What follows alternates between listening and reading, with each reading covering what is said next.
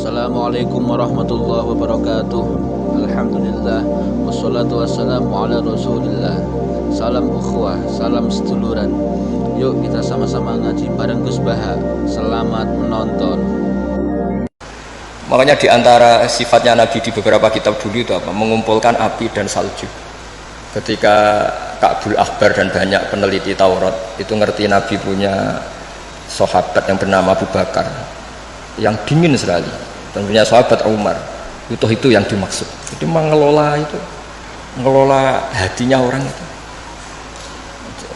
Apalagi ngelola 2 istri atau 3 istri dari zaman itu susahnya. Ilmu tersendiri. Iya itu kan, ya ilmunya dapat. Jadi saya mohon sekali lah bahwa kita harus sering berdoa, Allahumma alif baina qulubina wa aslih dzata bainina. Dan kita disatukan oleh Indonesia. Semuanya anak bangsa harus kita hormati. Kita harus ingin Indonesia ini baik, lebih baik. Karena PR kita ini banyak sekali. Jangan dihabiskan untuk hal-hal yang ya, jadi saya mohon sekali. Jadi ya sudah seperti itulah, nggak usah ini bukan jawaban saya. Jawaban nurani seluruh bangsa Indonesia, seluruh bangsa dunia. Itu kan ya normal, ini kan sudah. Sebenarnya nggak perlu dijawab, sudah normal, ini normal sekali. Santai mawon gini ya, ini termasuk di antara kesalahan kita kadang bandingkan hukum fikih Islam dengan tatanan modern. Sebetulnya masalahnya anda harus ekstrim itu gitu. Karena sesuatu yang nggak perlu dibenturkan ya nggak usah dibenturkan, ya biasa aja. Hanya biasa aja begini. Sebetulnya ayat itu kan ada terusannya farajulu wa imra'atani mimman tardona minasyuhada.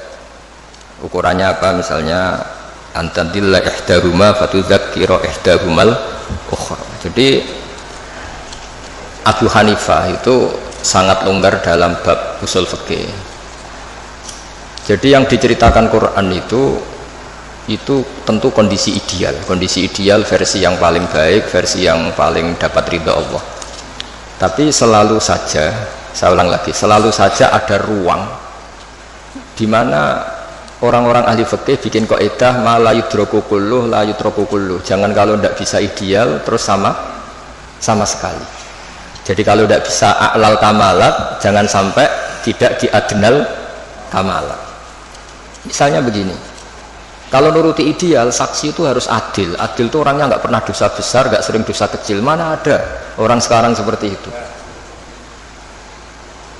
Terus saksi itu orangnya harus begini-begini. Nak nuruti istri juga gitu, kalau nuruti kriteria itu harus gitu, nggak ketemu. Li jamali harus cantik, wamali harus punya uang, harus punya nasab, punya agama. Pasti yang seperti itu tidak mau sama kamu kan gitu. Jadi, nah lalu inti daripada kesaksian itu qat'un niza. Ada kepastian kalau sengketa ini menang ini, karena ini ada saksinya, yang lain tidak ada saksinya, atau yang satu saksinya kuat, yang satu tidak kuat. Itu saja sebetulnya kebutuhan dalam konflik itu qat'un niza.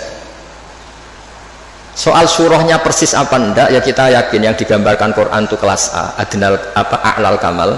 Yang kita lakukan itu adnal kamal, karena mau tidak mau.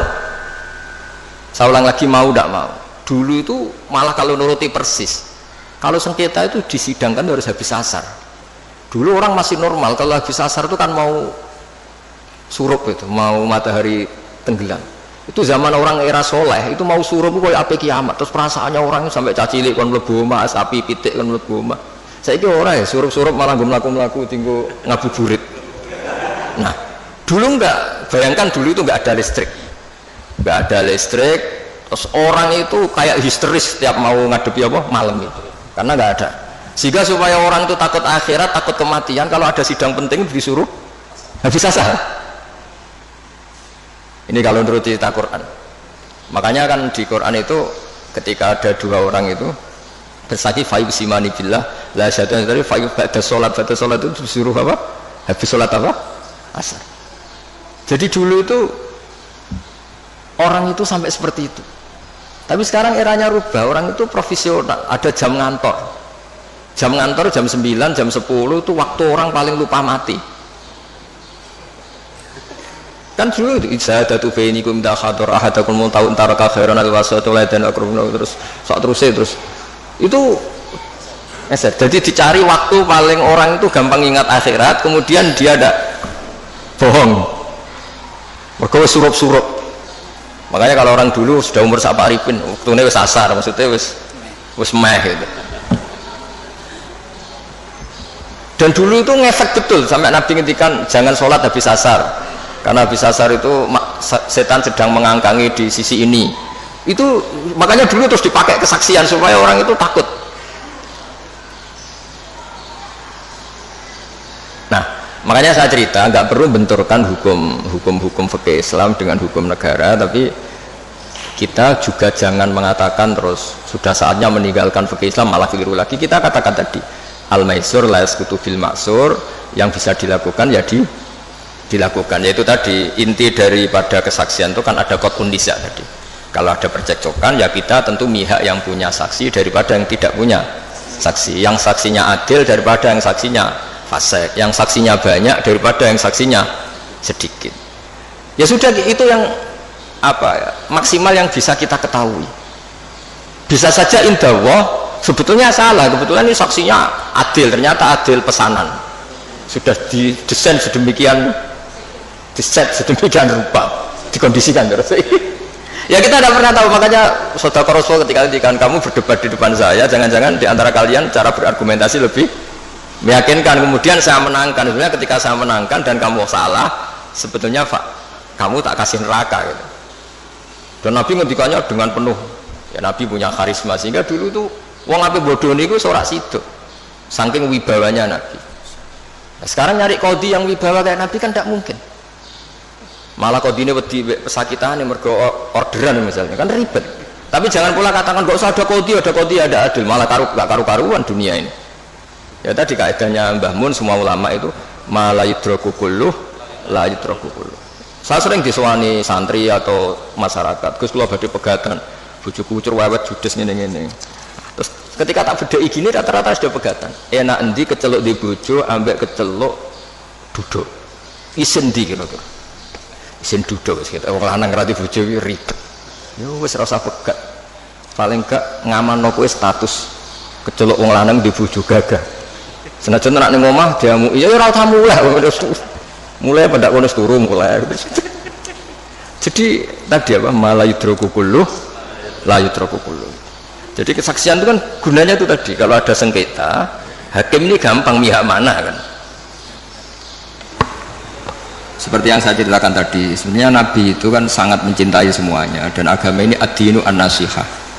Awal orang desa ngerti kota ya barokahnya orang-orang kota itu, tapi ya diharapkan oleh Nabi perjumpaannya itu bukan perjumpaan kepingin ngakali, tapi memang ingin menambah atau transfer ilmu lah gitu.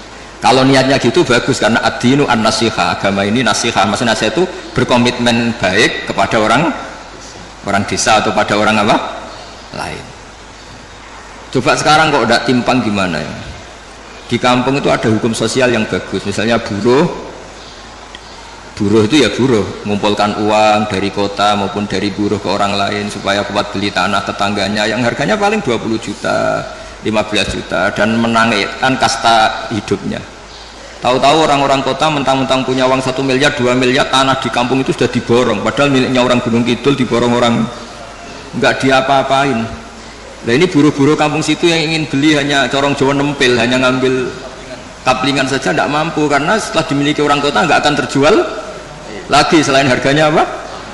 Nah, jadi itu dulu kalau zaman Sayyidina Umar ada orang beli tanah luas kok nggak digunakan, itu disita oleh negara, harus dipaksa digunakan atau dipinjamkan atau apalah, yang penting tetap apa?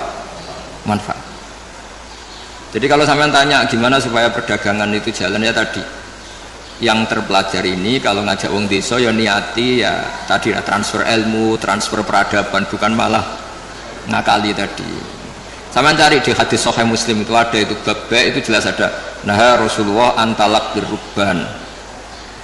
Ada teks bagian bentuknya ngendikan la yabi hadirun libadin, la yabi, jangan sampai orang yang terpelajar ini transaksi sama orang apa bedui, tapi dalam konteks yang niatnya ada baik. Tapi kalau niatnya baik di mana-mana, kalau yang dilarang ya tentu yang tidak baik. Tapi kalau niatnya transfer ilmu kayak tadi wisata ke orang pedalaman, tapi niatnya awal dari pembelajaran ya benar, niatnya gue tontonan tok, Malah ketika mereka terpelajar, wah di sini kena api, ono manusia pohon sekarang sudah ada indah. Itu kan kurang aja betul. Sama-sama anak bangsa, sing sitok penonton, yang satu jadi objek, itu kan ngawur betul itu. Ya kira-kira seperti itu. Yang penting tadi ad-dinu an-nasihah. Agama ini adalah apa?